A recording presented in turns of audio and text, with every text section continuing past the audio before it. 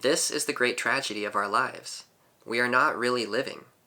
So much of life passes us by while we're lost in our thoughts, our problems, or our plans for tomorrow. Not only do we miss out on the moments of our lives by constantly dwelling in thought, but most of us are also completely unaware that we're doing this. Furthermore, we often don't realize just how much pain and unhappiness is caused by these mental thoughts and fantasies, how our stories about the world, about ourselves, and our experiences generate negative feelings within us that are not only untrue and unnecessary, but that often cause a great deal of misery for ourselves and others. All of the many activities of the mind have their place, but when they become too pronounced in our experience, we lose touch with the present moment, and often we suffer immensely because of it. When we are consumed by our thoughts, we tend to mistake our thoughts for reality, and think that the way we think about things is the way that things actually are. In other words, we mistake our stories, opinions, and judgments as being fundamentally true. When we're consumed by thoughts, we also tend to identify with our thoughts about ourselves, and, as a result, we forget who we actually are, and we lose touch with our true selves. We also tend to disturb our peace and well-being by identifying with limiting thoughts of unworthiness, self-judgment, and negativity. Being caught in the momentum of our thoughts, we rush through life, being pushed and pulled by every thought that arises in our minds. We are constantly rushing ahead to the next moment, and the next moment, and the next moment, hardly ever stopping to enjoy and appreciate this moment. Rather than staying where we are and living each moment of our lives deeply, we escape into the dream of our thoughts, living our lives inside of our heads. When one meditation master was asked to describe the world, he simply replied, "Lost in thought." This simple statement summarizes the great predicament of our times. Most of us, most of the time, are lost in thought. In fact, a Harvard study found that on average, most people spend half of their time thinking. The same study found that the more one's mind wandered, the less happy that person tend to be. This is because when we are lost in thought, we don't feel connected to our lives, our bodies, our environment, or each other. We are also at the mercy of our thoughts, many of which tend to be rooted in worry, anxiety, fear, doubt, negativity, or judgment. When we aren't aware of this, our thoughts shape our lives. One negative thought can create an emotional effect that sets the tone for our whole day, or perhaps many days. Far too many of us are not really aware of what we are doing when we are doing it, are lost in our minds and our stories about our experience, and are creating our own stress and unhappiness by doing so. How many times has your body performed an action while your mind was distracted with something else, virtually unaware of what you were doing? Getting out of bed, brushing our teeth, going to the bathroom, getting dressed, washing the dishes, taking out the trash, eating a meal, how present are you for these activities that you experience every day? Are you in touch with each activity as you do it? Or do you do many of these activities mindlessly, rushing through them while distracted by whatever is on your mind?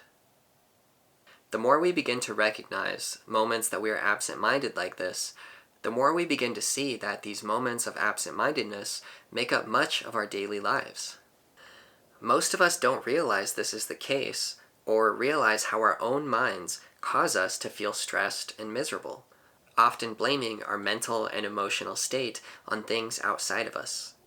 The truth is, however, our stress, misery, and unhappiness is not a result of our circumstances, but a result of how we relate to our circumstances.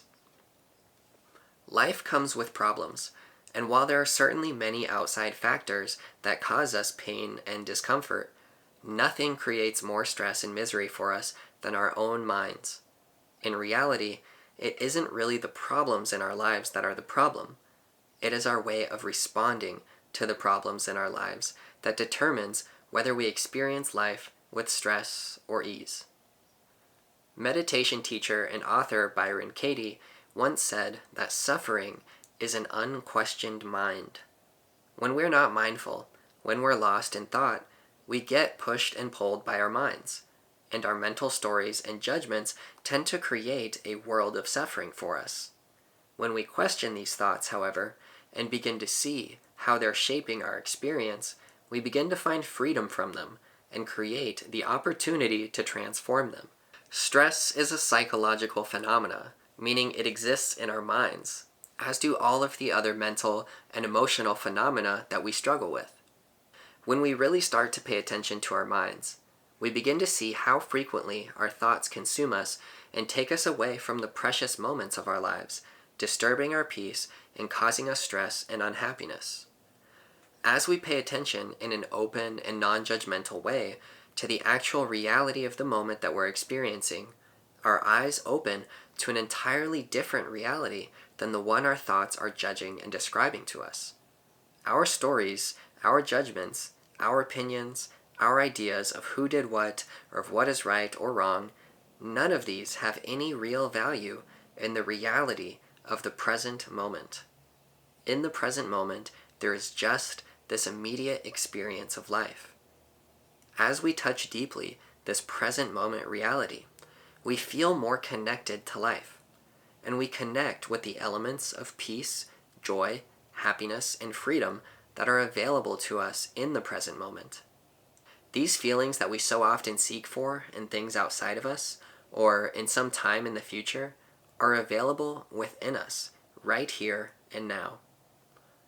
As Buddhist monk and teacher Thich Nhat Hanh said, "The present moment is filled with joy and happiness. If you are attentive, you will see it." Mindfulness is a practice that helps us pay attention to the present moment and discover the peace that is available to us in each moment. Even in the midst of chaotic circumstances, even in the midst of physical or emotional pain, we can touch the beauty of life and can experience peace. This isn't the peace that comes from no pain or disturbance.